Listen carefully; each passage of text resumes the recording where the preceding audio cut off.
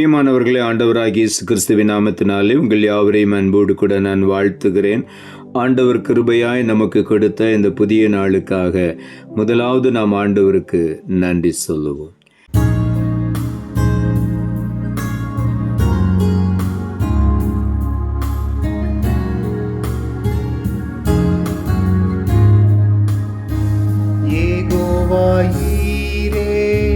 தந்தையாம் தெய்வம் நீர் மாத்திரம் போதும் எனக்கு. யெகோவா ராஃபா சுகம் தரும் தெய்வம், தழும்புகளால் சுகமானோ. யெகோவா ஷம்மா என் கூட என் தேவை எல்லாம் சந்திப்பீர். யெகோவா ஷம்மா என் கூட இருப்பீர், என் தேவை எல்லாம் சந்திப்பீர். நீர் மாத்திரம் போதும், நீர் மாத்திரம் போதும், நீர் மாத்திரம் போதும் எனக்கு. நீர் மாத்திரம் போதும், நீர் மாத்திரம் போதும், நீர் மாத்திரம் போதும் எனக்கு.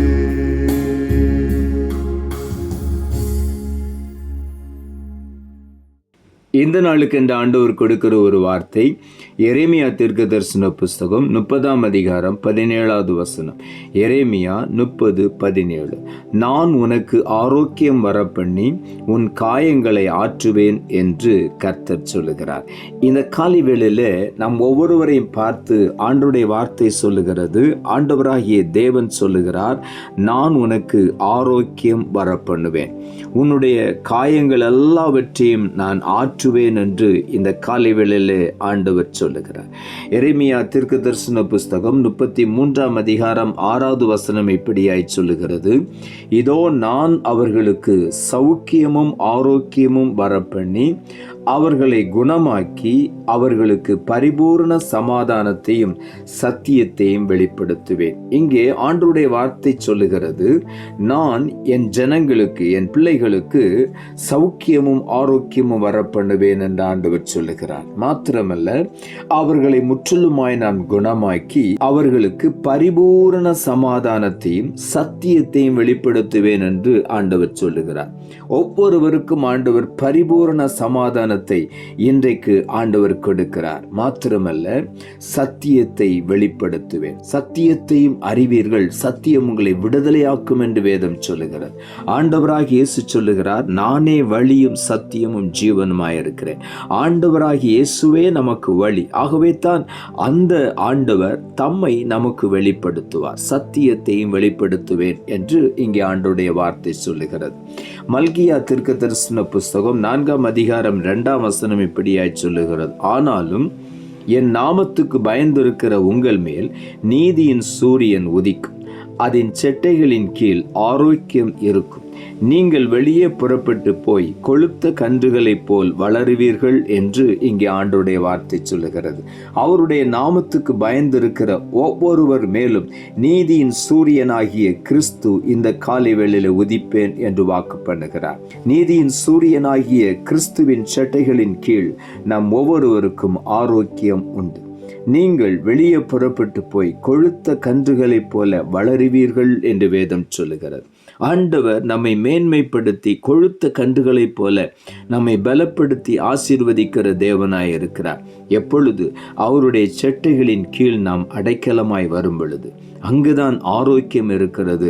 அங்கேதான் ஆண்டவர் நம்மை பலப்படுத்துகிறார். கொழுத்த கன்றுகளைப் போல நாம் வெளியே புறப்பட்டு போய் வளருவோம் என்று ஆண்டவருடைய வார்த்தை சொல்லுகிறது.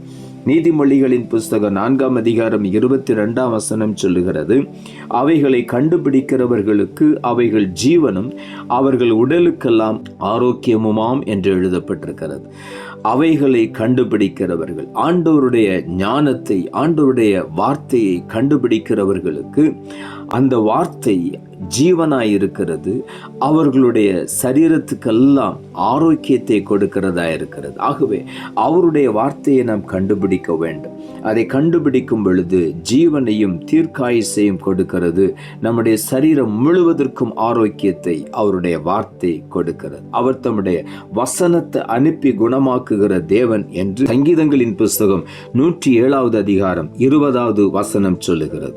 அவர் தம்முடைய வசனத்தை அனுப்பி குணமாக்குகிற தேவன். ஆகவே இந்த காலை வேளையில அவருடைய வசனத்தை, அவருடைய ஞானத்தை, அவருடைய வேதத்தின் அதிசயங்களை கண்டுபிடிக்கிறவர்களுக்கு ஜீவனாயிருக்கிறது. உடலுக்கெல்லாம் அது ஆரோக்கியத்தை தருகிறது. ஆகவே அவருடைய வார்த்தைகளை நாம் கண்டுபிடிப்போம், தேடுவோம். அவருடைய வார்த்தைக்குள் ஜீவன் இருக்கிறது.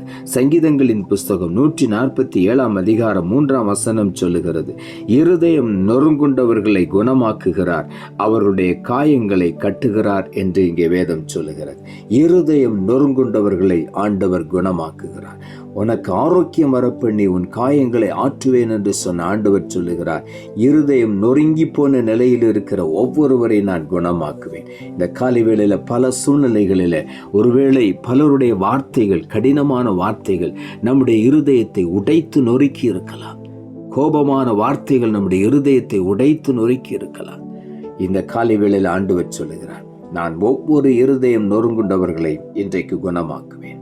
உடைய காயங்கள் எல்லாவற்றையும் நான் கட்டி அந்த காயங்களை ஆற்றி தேற்றி அவர்களை மறுபடியும் பலப்படுத்துவேன் என்று ஆண்டவர் சொல்லுகிறார். ஆகவே இந்த காலை வேளையில நாம் ஒவ்வொருவருக்கும் ஆண்டவர் ஆரோக்கியத்தை கொடுத்து நம்முடைய காயங்களை எல்லாம் ஆற்றி தேற்றி நம்மை முற்றிலுமாய் குணமாக்கி அவருடைய சத்தியத்தை நமக்கு வெளிப்படுத்துகிறார்.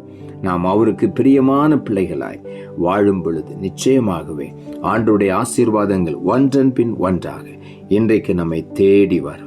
நாம் செய்ய வேண்டிய ஒரே ஒரு காரியம், ஆண்டவருடைய சமூகத்திலே நம்மை அர்ப்பணிப்போம்.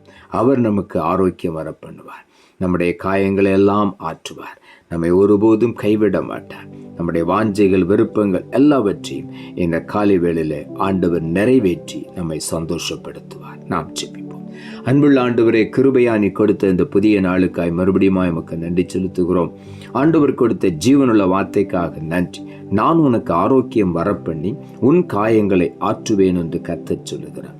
இந்த காலை வேளையில இந்த வார்த்தையை கேட்டுக்கொண்டிருக்கிற ஒவ்வொருடைய வாழ்க்கையில் இருதயத்தில் இருக்கிற காயங்கள் முதலாவது குணம் அடைவதாக இந்த காலை வேளையில் ஆண்டவர் சொல்லுகிறேன், நான் உனக்கு ஆரோக்கியம் வரப்பண்ணுவேன், உன் காயங்கள் எல்லாவற்றையும் ஆற்றுவேன்.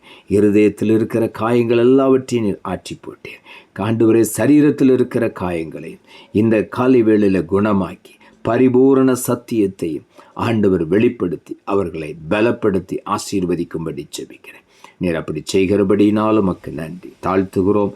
இரட்சகர் இயேசுவின் நாமத்தில் ஜெபிக்கிறோம் நல்ல பிதாவே, ஆமென்.